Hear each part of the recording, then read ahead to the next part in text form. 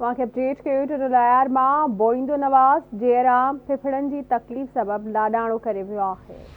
Update कंदासीं। जयराम के साह जी तकलीफ़ सबबि अस्पताल मुंतकिल किया वियो, जिथे हुन दम ॾिनो। जयराम जूं आख़िरी रस्मूं संदसि अबाणे ॻोठ पुराणी मीर आबाद में अदा कयूं वेंदियूं। बाबा समूरी ज़िंदगी तारीख़ी साज़ ॿोड़ींदे सां इश्क कयो। वहाँ अपडेट कयूं ब्रेकिंग न्यूज़ आहे। टिंडोलायर मां बोईंदो नवाज़ जयराम फिफड़नि जी तकलीफ़ सबबि लाॾाणो करे वियो। जयराम के साह जी तकलीफ़ सबबि अस्पताल मुंतकिल कयो वियो, जिते हिन दम ॾिनो। जयराम जूं आख़िरी रस्मूं संदसि अबाणे ॻोठ पुराणे मीराबाद में अदा कयूं वेंदियूं। तफ़सील मालूम कंदासीं गुलाम रसूल नोड़ियो खां। अपडेट कजो कहिड़ा तफ़सील आहिनि। जी बिल्कुल, सिंध जे तारीख़ी साज़ बोड़ींदे जो सदा मलूक फनकार जयराम फिफड़नि जी तकलीफ़ सबबि जेको आहे लाॾाणो करे वियो आहे।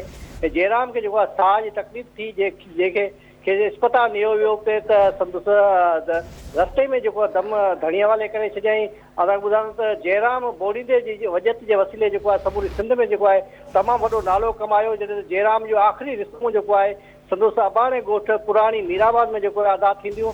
जयराम जे ओचिते विछोड़े सबबि जेको आहे समूरी सिंध में जेको आहे हिन वक़्तु सोग वारी सूरताल ठहियल आहे। इन सिलसिले में राब्ते करण ते जयराम जोगी जे पुटली जो राम जो चवणु हो त बाबा जेको आहे समूरी ज़िंदगी जेको आहे सिंध जे तारीख़ी साज़ बोड़ींदे सां इश्क कयो।